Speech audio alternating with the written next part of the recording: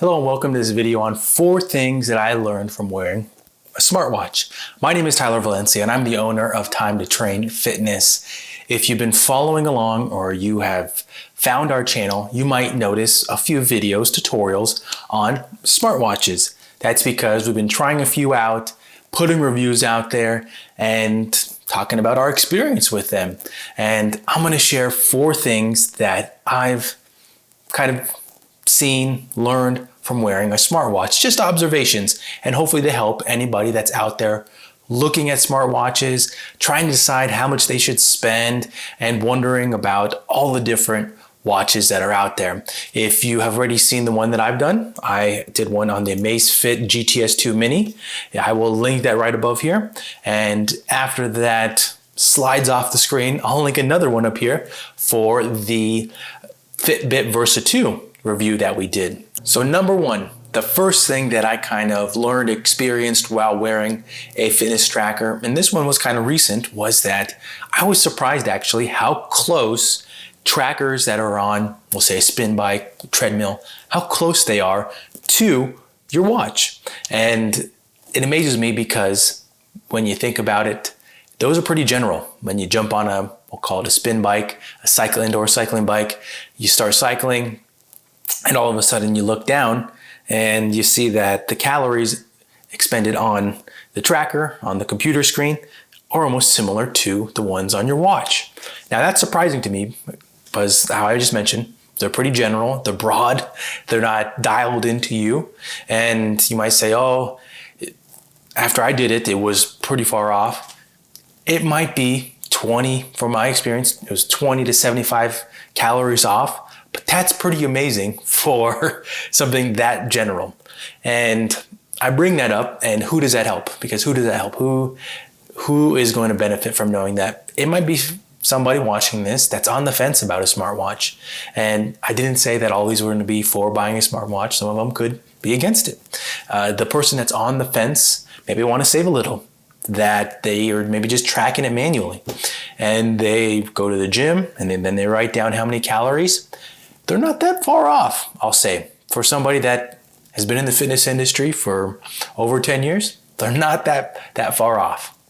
Number 2, and going into this and now recording this, maybe I should have gone negative, positive, but I'm going to bring another one against buying a smartwatch. But I will say that one of the popular things right now with smartwatches is tracking sleep and looking at your sleeping patterns. And in my opinion, that it becomes pretty common sense after you do it for quite a bit. You wake up, you maybe realize, oh, I feel grumpy or I didn't sleep too well. You look at the app and you're like, oh yeah, it says right here, didn't sleep well. Okay, maybe I need to take a nap.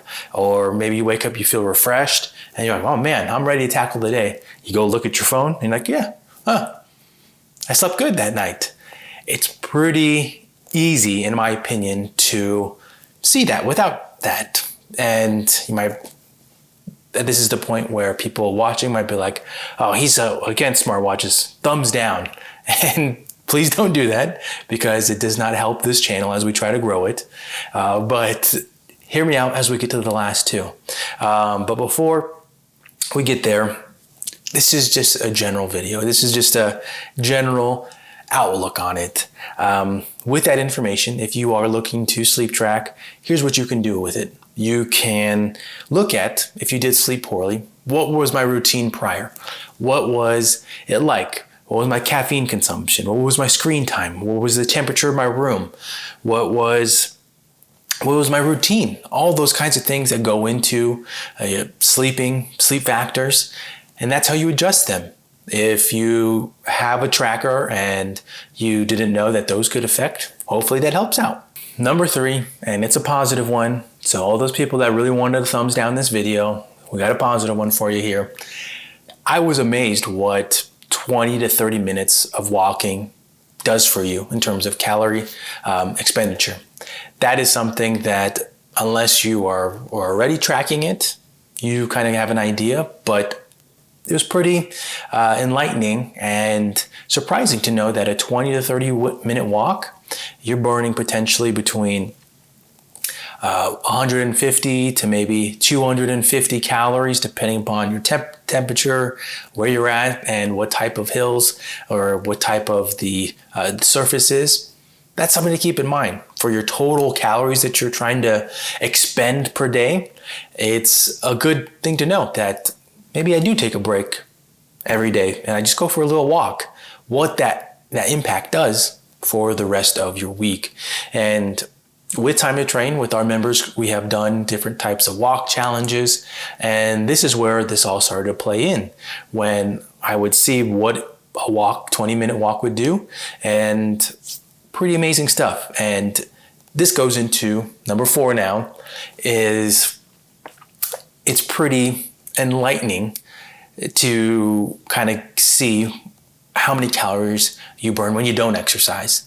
If you are wearing a smartwatch and you already have one, you probably get notified throughout the day that you need to get up and move. You need to do this. Try doing this many steps to burn this many calories, or get up and go do your work, whatever that might be. They're good reminders.